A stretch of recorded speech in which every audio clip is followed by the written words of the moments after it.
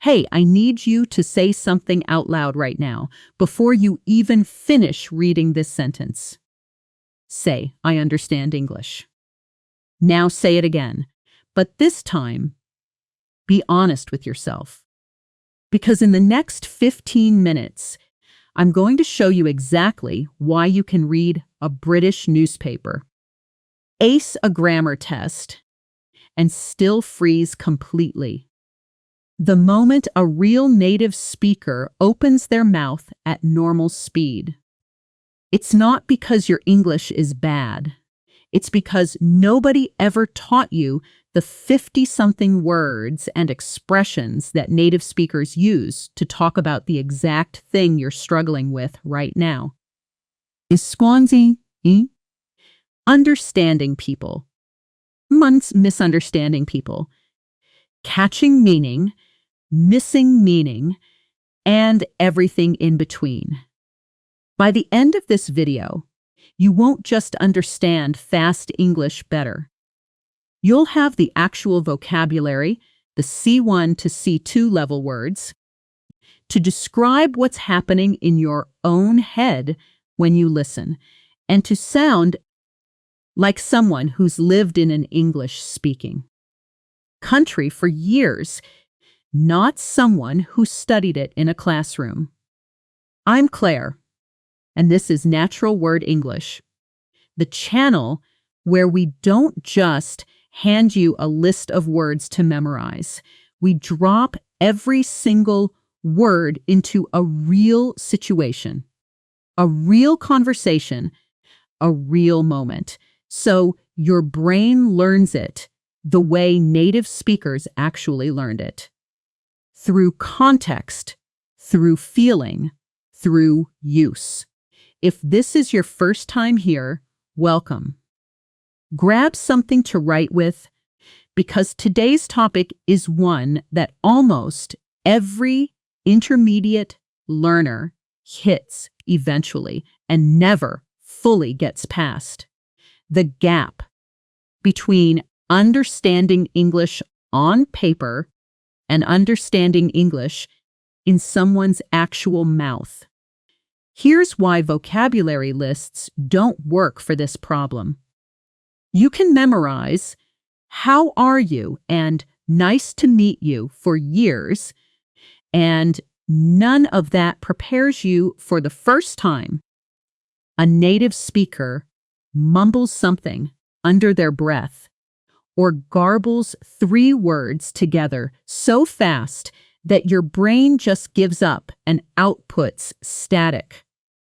What actually closes that gap isn't more grammar. It's the specific vocabulary that lets you name what's happening, catch it faster, and respond like someone who belongs in the conversation instead of someone who's still translating in their head.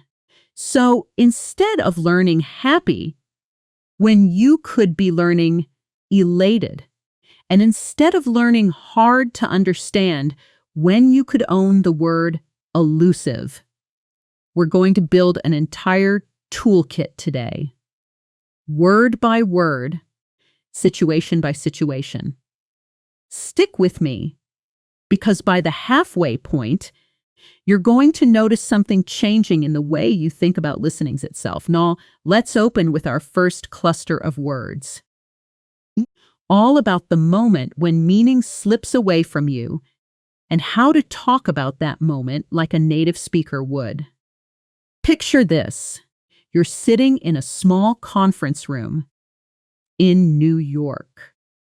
Your new manager is explaining a project timeline, speaking fast, and halfway through his sentence, the meaning just disappears. You caught the beginning, you caught the end, but the middle is gone.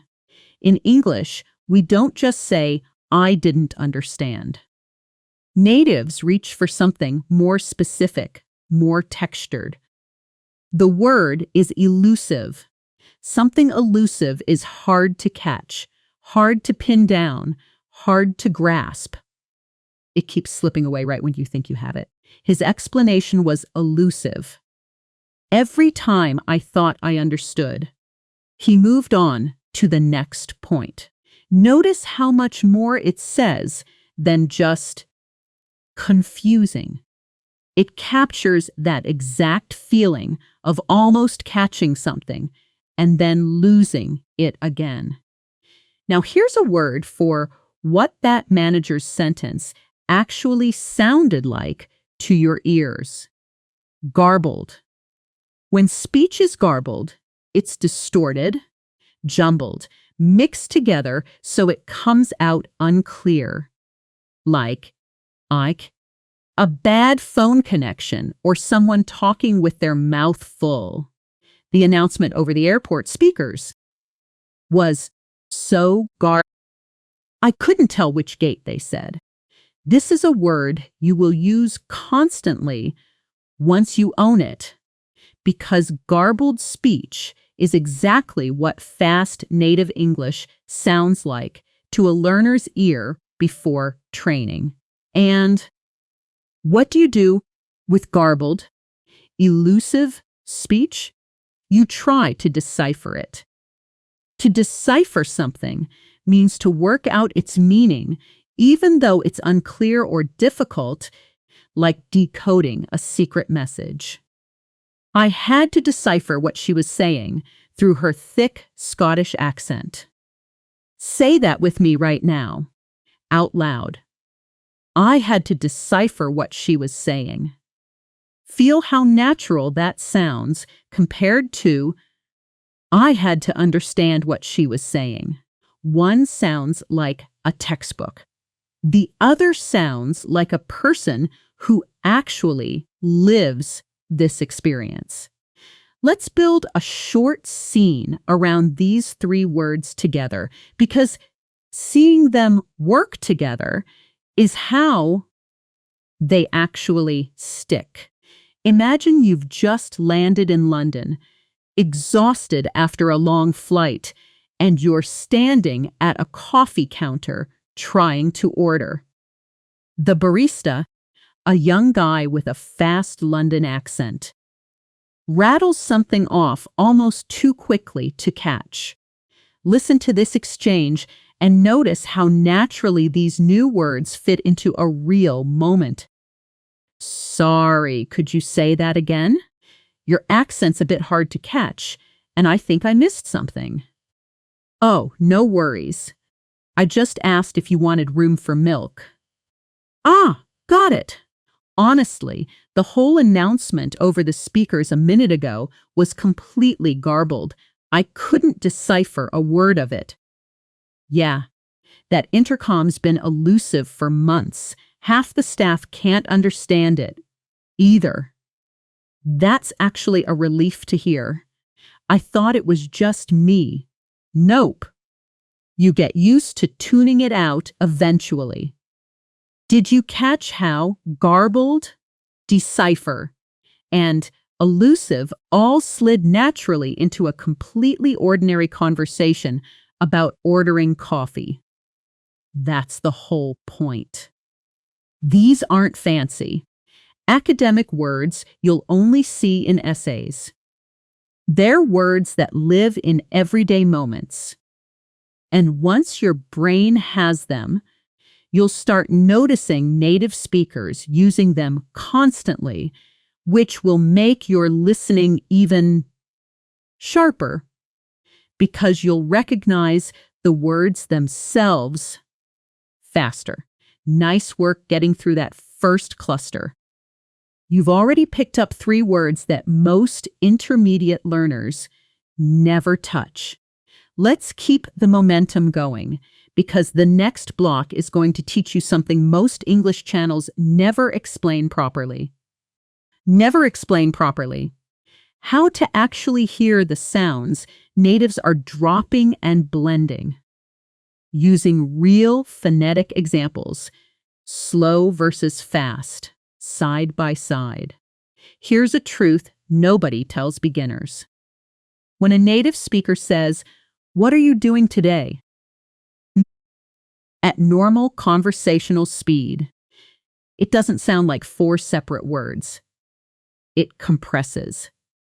Listen to the difference between the careful, slow version and the real, fast version. Slow. What are you doing today? Fast, the way you'd actually hear it on the street. Whatcha doing today? The stress falls hard on certain syllables and almost disappears on others. Say it slowly first. What are you doing today? Now say it the way a native would actually say it. Fast, with the stress landing on do and today, and everything else shrinking down small. Whatcha doing today? This shrinking, this compression is called reduction, and it's one of the biggest reasons fluent listeners understand fast speech and learners don't. It's not that you're missing words. The words are just being folded into each other. Let's add one more term to your vocabulary here, because this is exactly the kind of C1, C2 word that upgrades how precisely you can talk about language itself. Intonation. Intonation is the rise and fall of your voice as you speak. The melody of a sentence. A question usually rises at the end. A statement usually falls. Are you coming? Rises. I'm coming. Falls. When you don't hear the intonation clearly, sometimes you genuinely can't tell if someone asked you a question or just made a comment, and that's a real common source of confusion, not a sign that your English is weak. Try this with me right now. I'll say a sentence slow, then fast, and I want you to repeat the fast version immediately after me, like an echo, right on top of my voice, not waiting, not thinking, just mirroring the sound. This immediate copying technique is called shadowing, and it's one of the fastest ways to train your ear and your mouth at the same time, because you're not translating, you're just matching sound with sound. Ready? Slow. I don't know what he said. Fast. I don't know what he said. Now you, immediately, echo it back. I don't know what he said. Good. Let's do one more. Slow. Did you understand that? Fast. Did you understand that? Echo it back right now. Did you understand that? That immediate repeating, that echo, is training your mouth muscles to produce the sounds your ears are learning to recognize. And the two skills reinforce each other every single time you do this. That's genuinely excellent progress for the first few minutes of this video. This video, you've already got 3 precision vocabulary words and your first real taste of shadowing. Let's move into our next cluster, because now we're going to talk about the different ways people actually speak. Not just fast or slow, but formal, informal, and everything a native speaker instinctively shifts between depending on who they're talking to. There's a word for the casual, everyday version of a language that people actually use with friends and family, as opposed to the formal version taught in textbooks, two textbooks. Colloquial.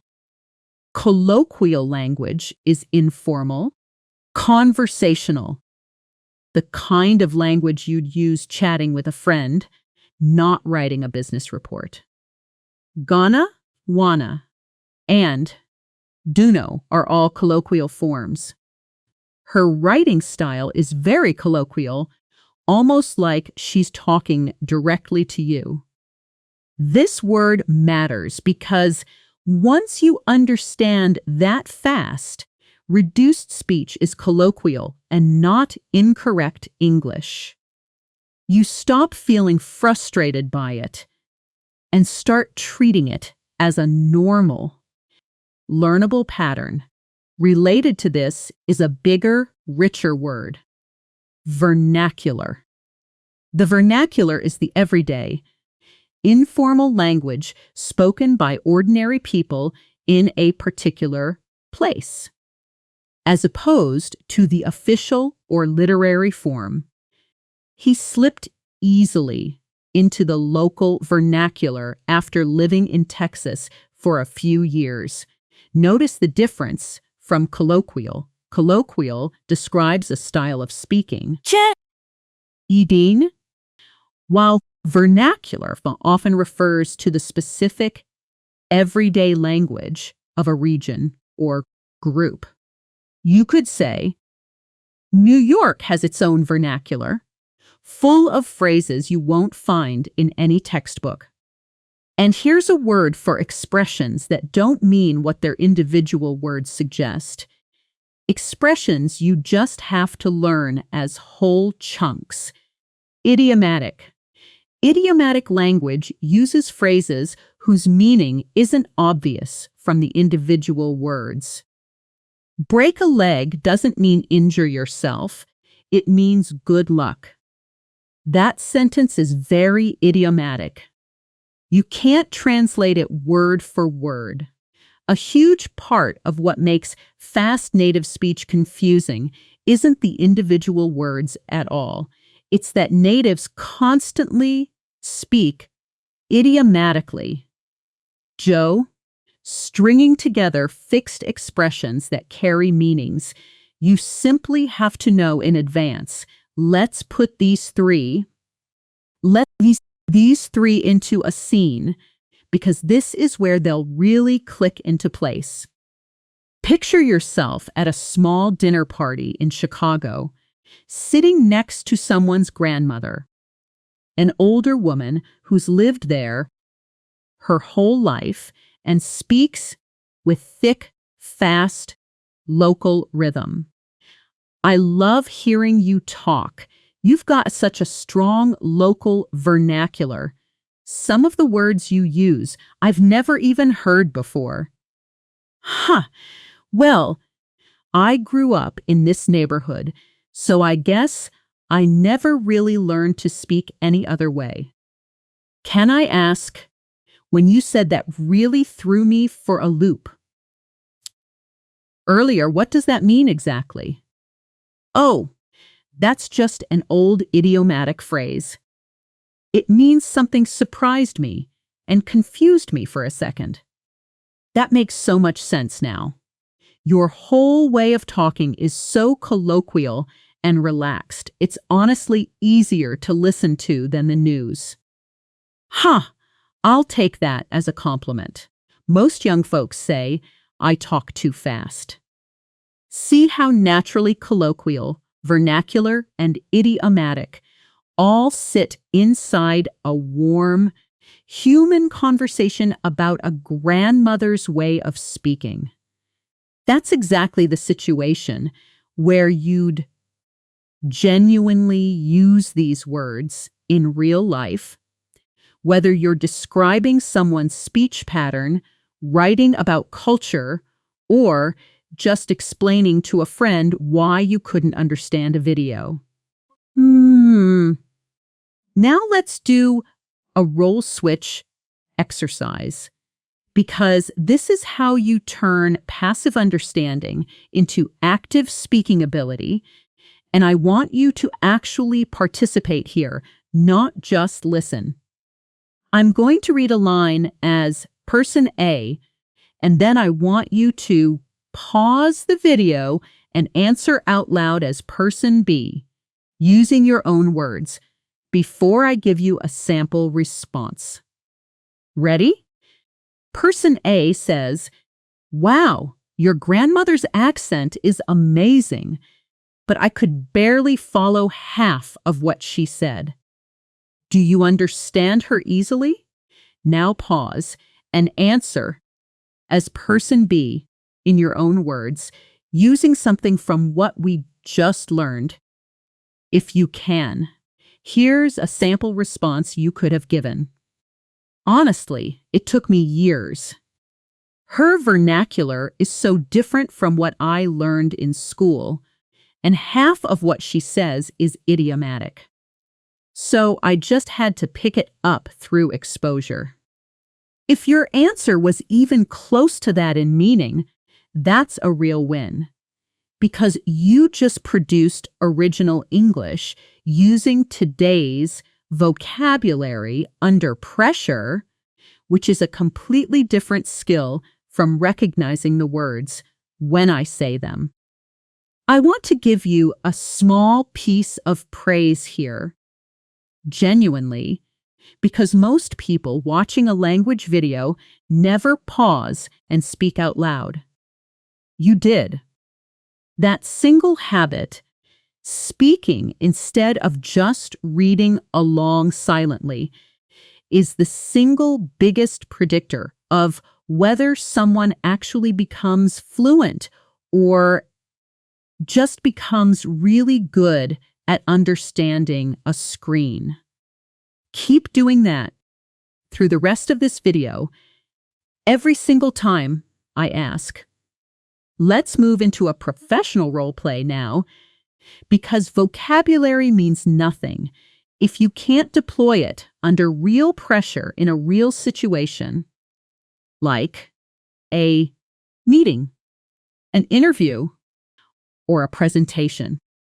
Imagine you're in a job interview, and the interviewer just described a complicated part of the role very quickly, and you genuinely didn't catch everything. This is one of the single most common real-life listening emergencies, and almost nobody teaches you what to actually say in that moment, besides a weak, embarrassed, "Sorry, what?" Here's a stronger way to handle it, using precise language instead of panicking. "I'm sorry. Could you clarify that last part? I want to make sure I fully grasp what the role involves." Notice the word grasp here, another excellent addition to your vocabulary. To grasp something means to understand it fully and firmly, almost like physically holding it in your hand. It took me a while, but I finally grasped the concept. It's a warmer, more natural alternative to understand that native speakers use constantly, especially when describing understanding that came gradually or with effort. Let's practice this exact interview moment together as a full role play, because interviews are exactly the high-stakes situation where your vocabulary needs to be instant, not something you have to think about. That interviewer. So, the role involves cross-functional collaboration with our product and design teams, mostly asynchronous with occasional live syncs to hash out roadblocks. You, pausing to respond. Pause the video and answer now, in your own words, as if you were actually in this interview. Here's one strong way you could have responded. That's helpful context, thank you. Just to make sure I've grasped it correctly, you're saying most of the communication happens in writing. And live meetings are mainly for solving specific problems as they come up. Notice what just happened there. You didn't say, "Sorry, I didn't understand." You restated what you did catch, used the word grasped naturally, and invited clarification without sounding lost. That's a completely different impression than most non-native speakers give in exactly this moment. And it's a skill you can genuinely build with practice. Let's slow down for just a moment here. Take a breath, because we've covered a lot already. Close your eyes for 5 seconds if you can, or just relax your shoulders where you're sitting. You don't need to hold on to every single word perfectly right now. Your brain is already absorbing more than you realize, and repetition, not perfection, is what will lock these words into place over the coming days. Okay, let's open our eyes and keep building, because there's a lot of excellent vocabulary still ahead of us, including some words that are going to completely change how precisely you can describe the way people communicate. Let's move into our third vocabulary cluster now, and this one is going to be especially useful because it's about something every single listener does constantly without realizing it. Filling in gaps. When you don't catch every word someone says, your brain doesn't just give up. It works with what you did catch, plus everything around it, the situation, the tone, the topic, and it builds a guess about the missing pieces. Native speakers have a specific, elegant vocabulary for this process, and once you own it, you'll start describing your own listening experience with real precision instead of just saying, I kind of understood. The first word is infer. To infer something means to work out an idea based on evidence and reasoning rather than someone stating it directly. She didn't say she was upset, but I could infer it from her tone. This is exactly what happens when you miss a word in a fast sentence, but still understand the meaning from context. You're not guessing randomly. You're inferring, using clues around the gap to fill it intelligently. Closely related is a slightly more logical, more formal cousin. Deduce. To deduce something is to reach a conclusion through careful reasoning, almost like solving a small puzzle. From the way he was dressed, I deduced he'd come straight from a wedding. Deduce carries a little more weight of logic and evidence than infer, which leans more on feeling and impression. Both are excellent, natural replacements for the overused phrase, I think, and both instantly make your English sound sharper and more analytical. Here's a beautiful, slightly rarer word that native speakers love using when they talk about understanding. Something gradually, piece by piece, from limited information. Glean. To glean information means to gather it slowly, bit by bit, often from indirect sources. I managed to glean a few useful details from the conversation, even though half of it was in slang. Say that with me right now. I gleaned a few useful details. Feel how much more textured that is than I got some information.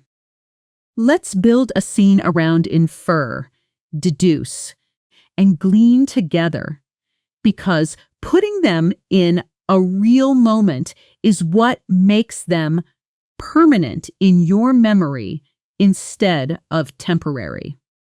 Picture yourself on a long train journey through the English countryside, sitting across from a stranger who's on the phone the entire ride, speaking too quietly for you to hear clearly, but you can't help listening anyway. You seem really focused on that call. Everything okay? Oh, sorry, yeah.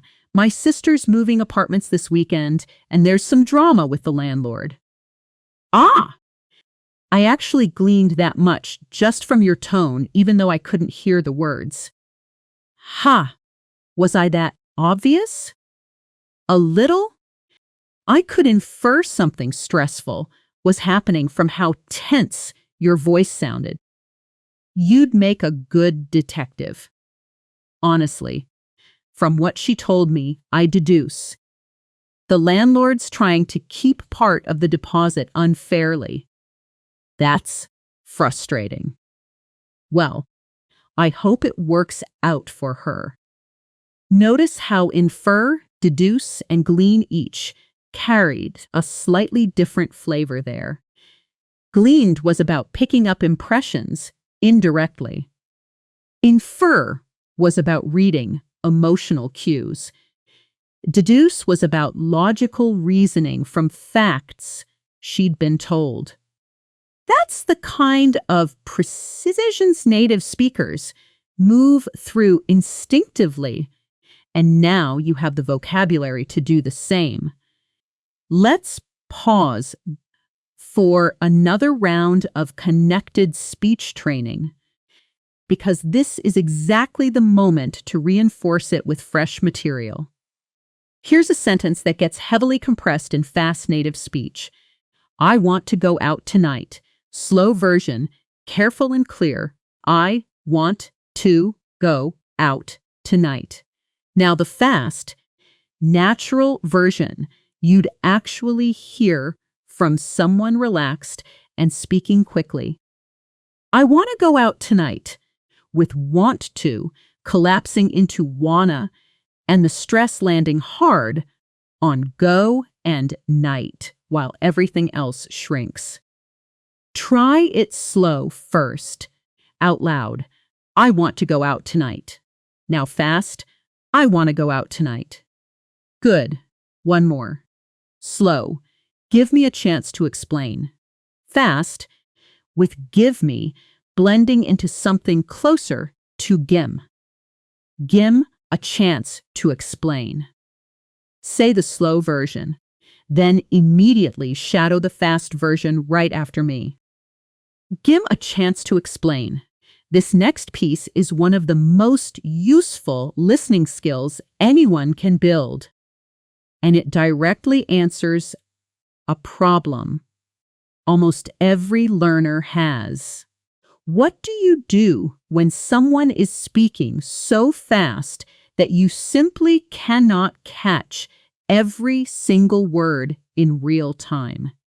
The answer isn't to panic or to mentally freeze, trying to translate each piece. The answer is to shift your entire goal from catching every word to catching the gist, the main idea, the overall shape of what's being said. Fluent listeners do this constantly, even in their own native language. Nobody processes speech word by word in real time. They process it in meaning chunks, and they let small gaps disappear without stress. Practically, this means training yourself to respond to the general shape of what you hear instead of freezing when you miss a word. Natives use short, natural filler responses exactly for this purpose. When someone's explaining something quickly and you're following the general idea, even if you missed a detail, you say things like, I see, or that makes sense, or simply, right, to keep the conversation flowing naturally while your brain continues processing in the background. Try saying these out loud right now with relaxed, natural intonation. I see. That makes sense. Right. These three tiny responses will do more for your real conversational confidence than almost anything else in this video, because they let you stay present in a fast conversation instead of mentally checking out the moment you miss one word. You're doing genuinely excellent work staying with me through all of this. That's real, sustained focus. And it's exactly the kind of attention that turns a video into actual fluency instead of just entertainment. Let's keep the energy up and move into our next cluster, because now we're going to talk about something slightly different. Not how well you understand others, but how clearly or unclearly people express themselves, and the rich vocabulary English has for describing communication style itself. Here's a word you'll want to own completely. Articulate. As an adjective, articulate describes someone who expresses their thoughts clearly, fluently, and effectively. She's incredibly articulate, even when discussing complicated topics. This word instantly upgrades from the basic, she speaks well, to something a native speaker would actually say in a professional context, a job reference, or casual conversation about someone impressive.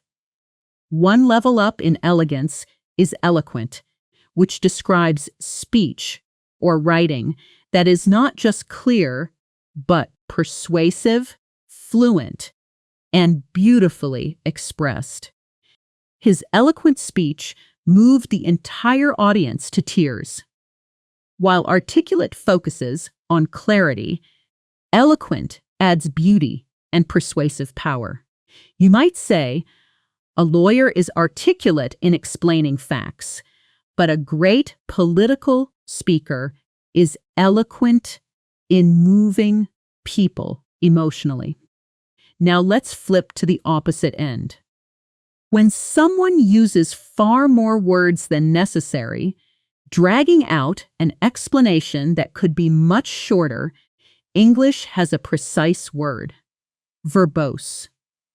Verbose language is wordy, excessive, using more words than needed. His email was so verbose, I had to read it 3 times to find the actual point. And the elegant opposite of verbose is concise, meaning clear and brief, expressing a lot of meaning in few words. Can you give me a more concise version of that report? A slightly stronger, punchier cousin of concise is succinct, meaning expressed clearly in a very few words. Her succinct answer saved us 20 minutes of meeting time. These 4 words, verbose, concise, succinct, and their careful use, will make you sound like someone with genuine command of English style, not just vocabulary. Let's build these into a scene at a busy marketing office, because this is exactly where you'd hear all 4 words used naturally in a single afternoon. Did you read Mark's project update email? Ugh, yes. So verbose, it took him 4 paragraphs to say the deadline moved.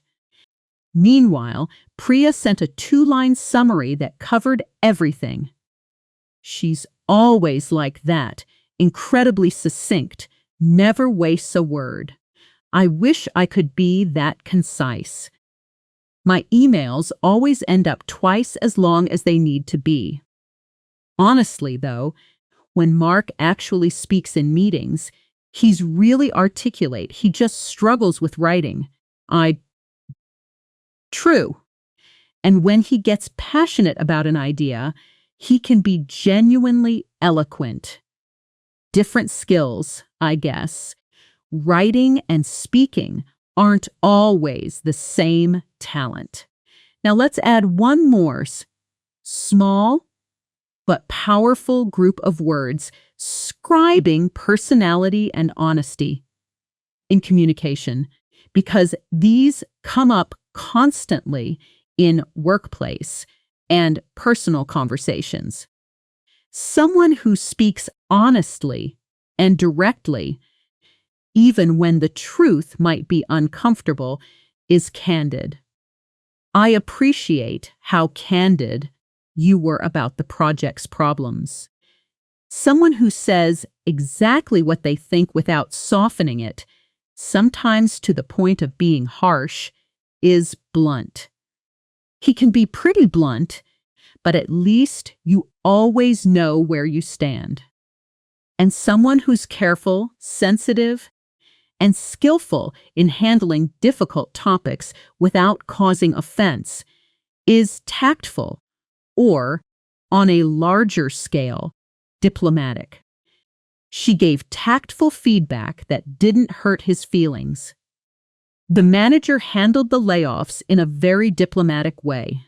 Let's do a role switch exercise using these words, because this is the kind of vocabulary that genuinely changes how people perceive you in professional English. I'll read Person A's line, and I want you to pause and respond as Person B, using one of today's words if you can, before I give you a model answer. Person A says, "Honestly, I think the whole strategy is a mess and someone needs to say it directly in the meeting tomorrow." Now pause and respond as Person B. Here's a strong sample response. "I agree something needs to change, but maybe there's a more tactful way to bring it up than being that blunt in front of the whole team. What if we're candid with the manager privately first?" Notice how naturally blunt, tactful, and candid worked together there, describing three genuinely different communication approaches to the exact same problem. If you produced anything close to that, you just used advanced English the way a native professional actually would in a real meeting. Let's do one more role play, this time set somewhere completely different, a busy travel scenario, because vocabulary needs to work everywhere, not just in offices. Imagine you're an airport information desk in Sydney, and the staff member behind the counter speaks extremely fast with a strong local accent, explaining a gate change. Listen to how just listening, clarifying phrases, and today's vocabulary all combine naturally in this exact kind of high-pressure, real-world moment. Your flight's gates changed. It's now over at gate 42, and boarding's already started, so you'll want to move quickly. You, responding. Pause and respond now, as if you were actually standing there, slightly panicked but trying to sound calm. Here's one strong way to have responded. "Sorry. Just to make sure I've grasped that correctly. Gate 42 and boarding's already open? I want to head there right away." Notice, you didn't need to catch every single word of her fast explanation. You caught the gist, the gate number, and the urgency, and you used a clarifying phrase instead of freezing in confusion. That's the entire skill of just listening in action, in a real, stressful, believable situation. That's genuinely fantastic progress, and I want you to notice something important.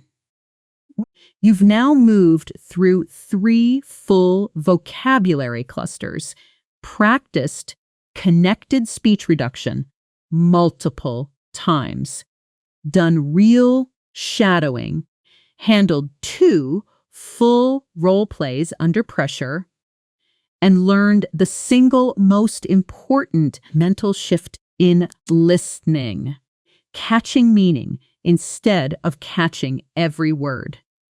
If you've been speaking your answers out loud during the pauses, and I really hope you have, you've already done more active English practice in the last several minutes than most learners do in a week of passive scrolling through language apps.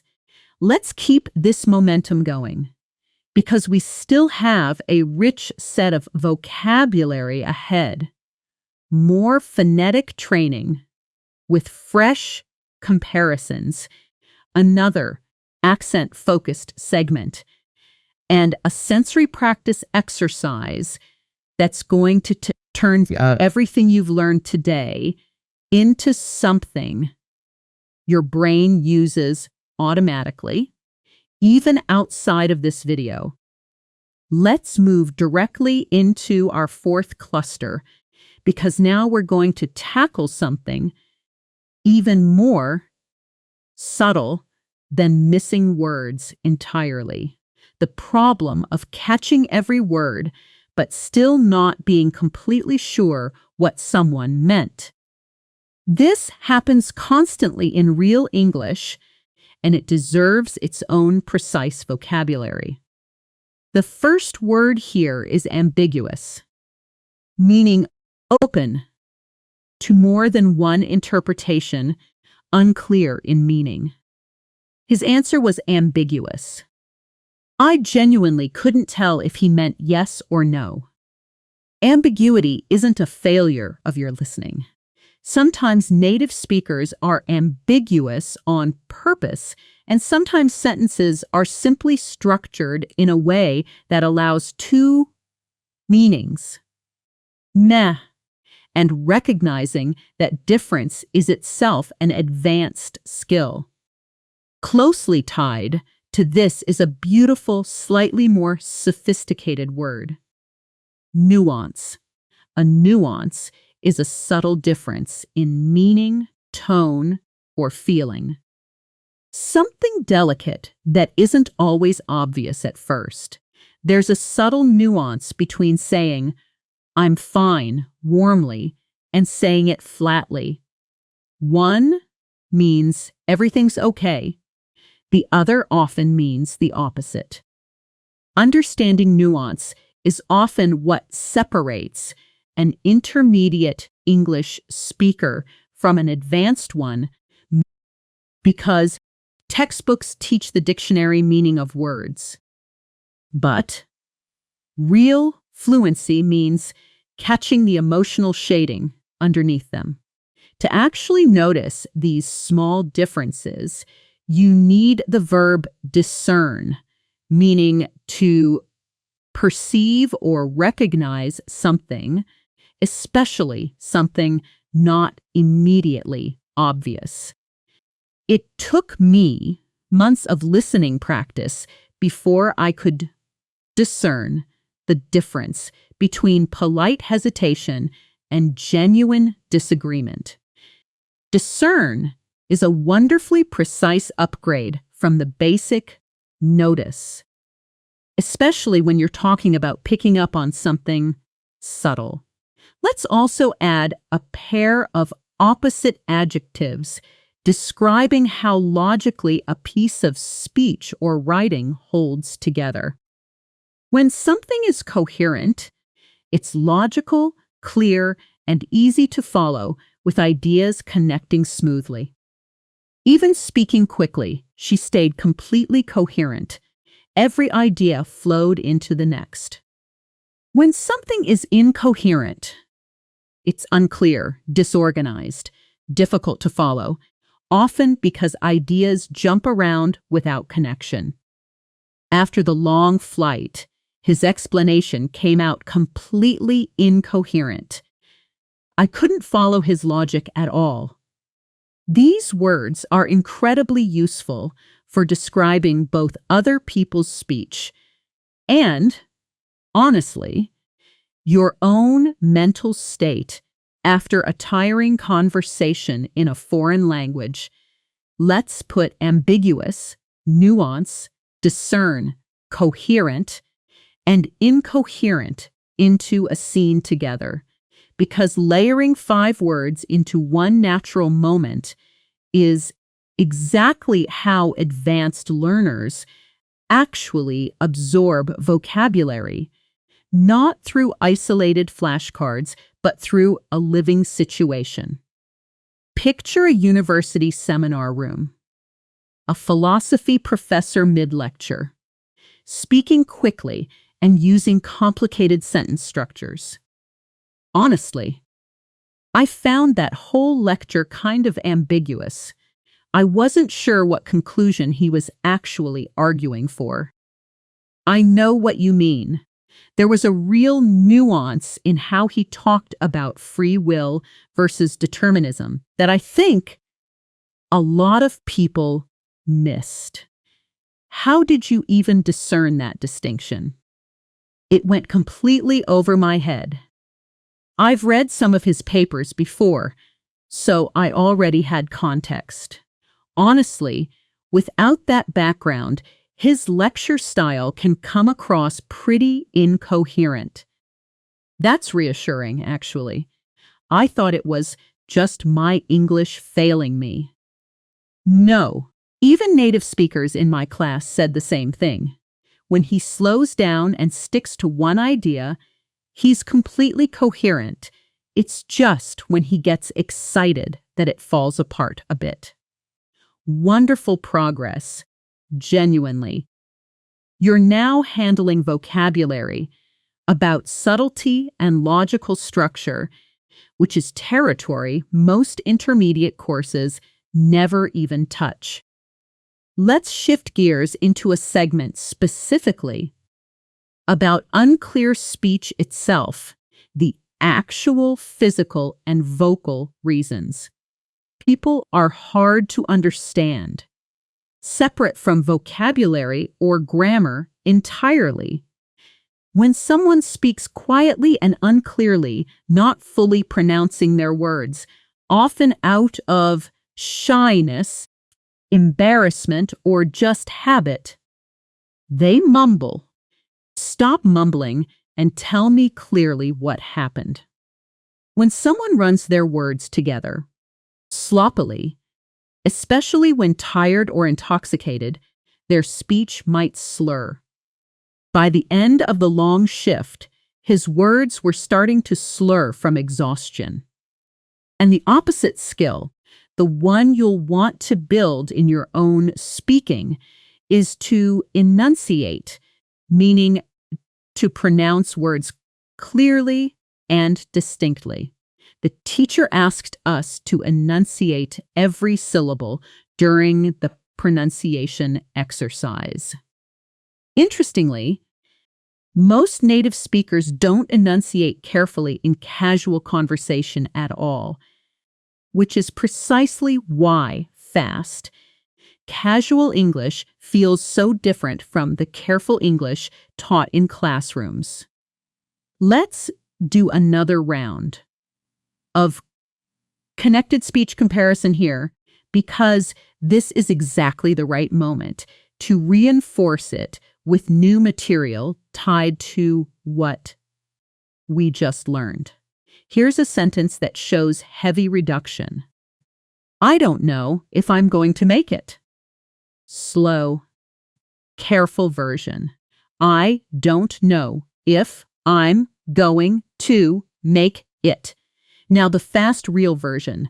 I don't know if I'm going to make it, with don't know collapsing into dunno and going to collapsing into gonna, while the sentence stress lands hard on make it at the end. Say the slow version out loud first, then immediately shadow the fast version right after me, echoing it. I don't know if I'm gonna make it. Now let's talk about accents, because understanding fast English isn't just about speed. It's also about flexibility across the many different ways. English actually sounds around the world. A learner who only ever listens to one accent, say American news broadcasters, will genuinely struggle the first time they meet someone from Glasgow or Dublin or rural Australia, not because their English got worse, but because their ear was never trained for variation. Here's a short scene in a relaxed Australian accent style to give your ear some fresh exposure. Yeah, nah, I reckon we should just head down to the beach arvo. It's gonna be scorching later on. Notice, yeah, nah, a genuinely common Australian filler that doesn't literally mean yes. No, it's a soft way of considering something before agreeing. Notice recon used instead of think, and arvo as a casual shortening of afternoon. None of this is in a typical textbook, but all of it is completely normal, everyday spoken English in Australia. Try repeating that line a few times, matching the casual rolling rhythm as closely as you can. Yeah, nah, I reckon we should just head down to the beach arvo. Let's move into our next vocabulary cluster now, because we're going to look at what you actually do when a conversation breaks down, and you need to repair it, a set of skills every advanced English speaker has ready at all times. When you say something again using different words, usually to make it simpler or clearer, you paraphrase. Could you paraphrase that? I understood the words, but not really the overall meaning. Very close to this is rephrase, meaning to say something again in a different way, often specifically because the listener didn't understand the first time. Let me rephrase that question in simpler terms. The subtle difference is that paraphrase often means restating someone else's idea in your own words, while rephrase usually means restating your own idea differently. When someone adds more detail or explanation to something they've already said, they elaborate. Could you elaborate on what you meant by that last point? This is one of the single most useful phrases you can own for real conversations because it politely invites someone to say more without making you sound lost. And when a speaker wanders off the main topic into something unrelated, they digress, and the unrelated side topic itself is called a tangent. Sorry, I keep digressing. Let me get back to the main point. That story was an interesting tangent, but what were we originally talking about? Let's build a workplace role play using paraphrase, rephrase, elaborate, digress, and tangent together, because this cluster is genuinely one of the most practically useful in the entire video for anyone who works or studies in English. Picture a project meeting where a colleague has just given a long, slightly disorganized explanation of a technical problem. Okay, I think I followed most of that, but could you elaborate on the part about the server timing out? Sure. Basically, every time we push a new update, there's a delay of a few seconds before the system syncs properly. I got it. Just to paraphrase and make sure I've understood, you're saying the delay isn't a bug, it's just a normal part of the syncing process? Exactly, yeah. Sorry. I think I went on a bit of a tangent earlier talking about the client feedback. Let me get back to the actual timeline question. No worries. Happens to all of us. Could you rephrase the original deadline concern one more time, though? I got a little lost. Of course. Basically, can we realistically launch by Friday given this delay issue? That's an entire realistic meeting conversation built almost completely around today's repair and clarification vocabulary, the exact kind of language that makes the difference between sounding lost in a meeting and sounding like someone who's simply asking smart, natural clarifying questions. Now let's add one more small but genuinely elegant cluster, this time about personality traits connected to how much someone talks. Someone who talks very little, often by nature or personal preference, is taciturn. He's a taciturn man. He'll go a whole dinner saying maybe 10 words. A slightly softer, related word is reticent, meaning reluctant to share thoughts or feelings, often out of shyness or caution rather than pure personality. She was reticent about discussing her past, so I didn't push the topic. On the completely opposite end, someone who talks a lot, often cheerfully and at length, is loquacious, or with a slightly more critical tone, garrulous, implying talking too much, especially about unimportant things. My uncle is famously loquacious at family dinners. You can never get a word in. The garrulous tour guide gave us far more detail than anyone actually wanted. And finally, speech that's brief to the point of feeling almost rude or cold is terse or curt. Her reply was so terse it felt almost cold.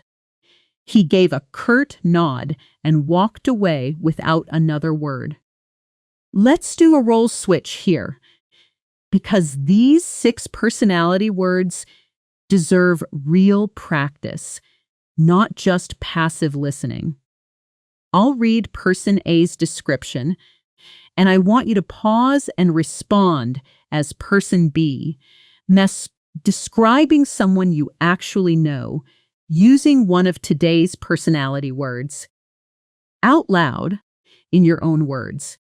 Person A says, "So, what's your new roommate like, personality-wise?" Now pause and respond as person B, describing an imaginary or real roommate using one of today's words. Here's a sample response you could compare yours to. Honestly, he's pretty taciturn. Doesn't say much at all most days, but when he does talk, it's never garrulous rambling. He's actually quite terse and to the point. If you manage to work in even one of today's personality words naturally, that's real. Active vocabulary use, exactly the skill that separates passive understanding from genuine speaking fluency. Let's move now into something a little different, a practice you can genuinely take with you long after this video ends. Describing your surroundings out loud, using your senses with today's exact vocabulary to build automatic, reflexive English instead of English you only produce when you're thinking hard about it. This is one of the most powerful habits any serious learner can build because it turns passive vocabulary into active, spontaneous speech, the kind you don't have to search for in the middle of a real conversation. Here's how it works, and I want you to actually try this with me right now, wherever you're sitting. Look around you for a moment, and instead of describing things simply like, "There's a chair," or "I can hear a car," try to use something richer from today, connected to communication, perception, or personality. For example, you might say, "The voices from the television in the next room sound completely garbled through the wall. I can barely discern individual words." Or, My neighbor's dog is being incredibly loquacious this evening. It hasn't stopped barking for 10 minutes." Or even something reflective. "Right now, my own thoughts feel a little incoherent.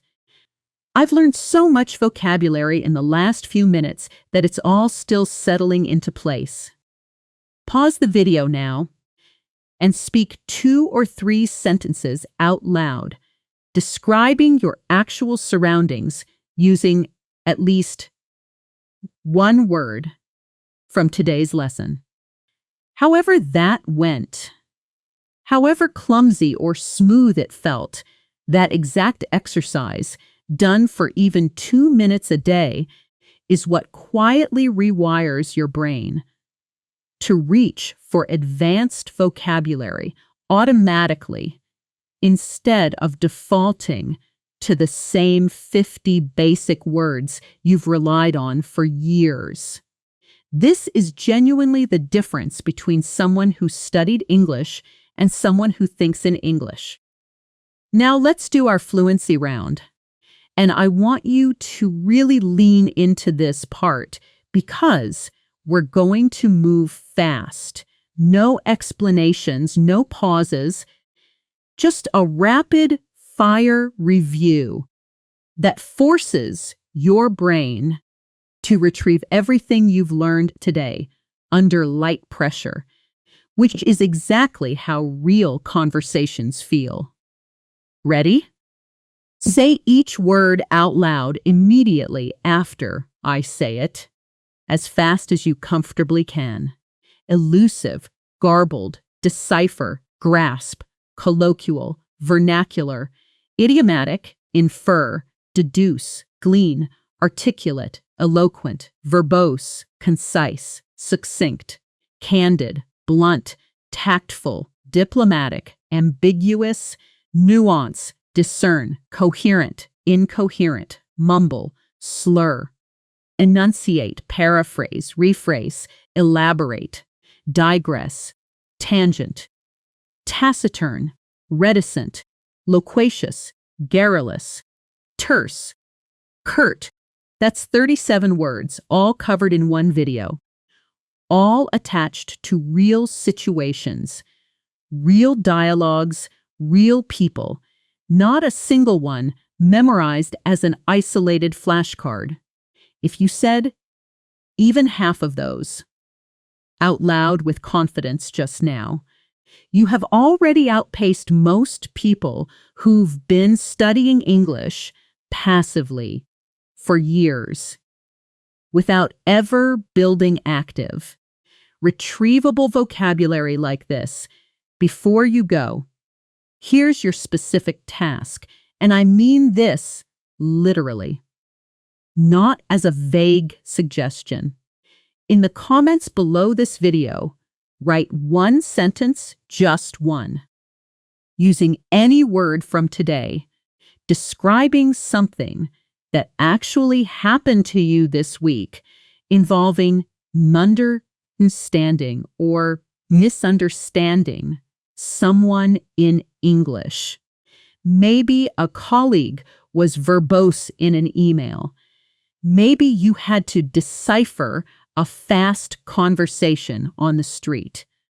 Maybe someone's explanation felt genuinely ambiguous.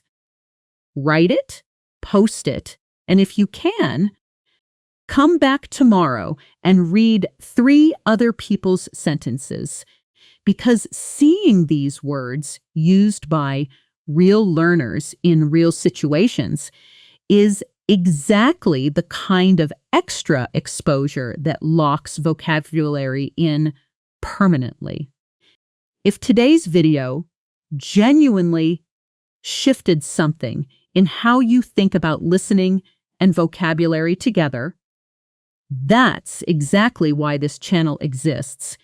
And it means the world if you subscribe so the next video, going even deeper into real context C1, C2 English, actually reaches you. Thank you so much for staying with me through this entire lesson, for pausing when I asked, for speaking out loud even when it felt a little awkward. Because that's genuinely the work that builds fluency. I'm Claire. This has been Natural Word English, and I'll see you in the next one.